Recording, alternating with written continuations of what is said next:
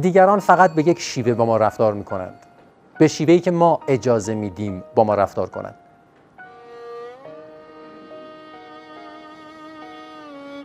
مثال زغاله رو یادتونه؟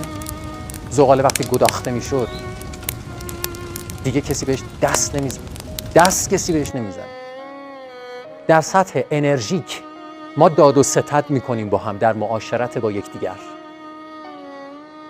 ما یه انرژی ها، یه حسایی به هم میدیم، از هم میگیریم. یه بخشی از این حسا و انرژی ها ظاهراً بیان میشه، گفته میشه، ولی بخش عمده اینها گفته نمیشه. گفته نمیشه، اصلا به کلام نمیاد، به زبان نمیاد. خیلی وقتا ما یه چیزایی میگیم تو معاشرت ها به هم دیگه که اصلا اون چیزی که در درونمون هست نیست. یه حسای پنهانی داریم یا یک درخواست‌های پنهانی داریم که اونها به شکل پنهان یا مکتوم باقی میمونه، ولی انرژی ما، ارتعاشات ما، نگاه ما، کلام ما، حتی اگه در واقع مستقیما به اون موضوعات مربوط نباشه، اونها رو ساطع میکنه و آدم‌ها این رو احساس میکنن. خودتون اینو حس میکنین. آدم‌ها اینو احساس میکنن.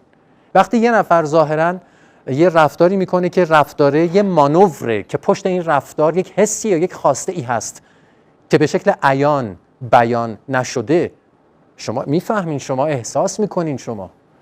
و این فقط شما نیستین که اینو حس میکنین. همه اینو احساس میکنن. آدم‌ها قبل از اینکه با هم برخورد کنن، قبل از اینکه به هم معرفی بشن، قبل از اینکه با هم حرف بزنن، آدم‌ها همدیگر رو احساس میکنن. آدم‌ها حس میکنن همدیگر رو. متوجه هستین؟ به همین دلیل شما اگر تو این چنین موقعیتی قرار گرفتین، اگه واقعاً با قلب باز، با دل باز در خود مستقر باشین و گوش کنین به حرف اون کسی که داره حتی به شما اصرار می‌ورزه، و اگه حقیقتاً و عمیقاً تمایلی نداشته باشین، بدون اینکه اینو نمیخواد شما اینو بگین، نمیخواد اینو بگید، حتما لزومی نداره شما عکس العمل خاصی داشته باشین. همینقدر که این موضوع دروناً با قاطعیت مورد تایید شما نباشد، حرف اون کاملاً بی اثر خواهد بود، بدون بی احترامی، بدون اینکه شما رفتار ناهنجار اجتماعی ازتون سر بزنه، در کمال نزاکت و ادب و احترام. بعد از 5 دقیقه اون خودش میفهمه، ولی بعضی خب سمجن یکم، بعد از 5 دقیقه هم ولکن نیستن، ولی بعد از یه تایم طولانی تری متوجه میشه. اگه دفعه بعد شما رو ببینه، کاری دیگه به کار شما نداره. ولی از همون دفعات اول که رفتاری با شما میشه که به نظرتون رفتار منصفانه ای نیست، یا شما نمیپسندین که تو جمع چنین رفتاری با شما بشه، بدون اینکه بی احترامی کنین، بدون اینکه بی ادبی کنین، بدون اینکه در واقع بی توجهی کنین به در واقع معاشرینتون تو اون جمع، در کمال ادب و احترام شما میتونین اون آدم رو تربیت کنید که به گونه‌ای با شما رفتار کنه که میپسندین. کافیه که وقتی با شما برخوردی میشه که نمیپسندین، شما هیچ واکنشی نشون ندین، فقط شاهد باشین. آدما خشکشون میزنه.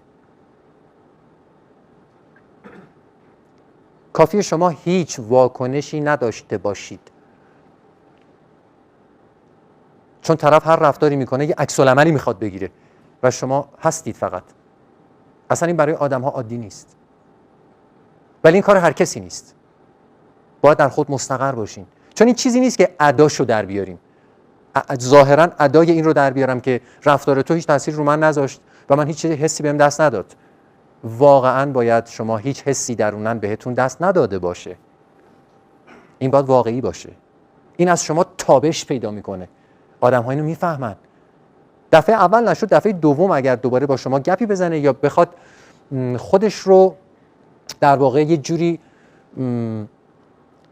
پافشاری کنه به عقیدهش مثلا، یا بخواد شما رو به حریم روانیتون حمله بکنه، یه دفعه 2 دفعه این اتفاق بیفته، اون آدم عقب نشینی میکنه و دیگه این رفتار رو با شما نمیکنه. لطفاً در اطرافیان خودتون دقت کنین. هر کس که در موقعیتی قرار گرفته که دیگران باهاش رفتارهایی میکنن که اون رفتارها غیر منصفانه است، خود اون آدم، یعنی خود ما، میخوام بگم به خودمون برمیگرده، خود اون آدم فضایی داده که دیگران باهاش چنین رفتاری کنن. از نزدیکان بگیرین، همسر، فرزند، پدر، مادر، تا آدمای دیگه، خودمون هستیم.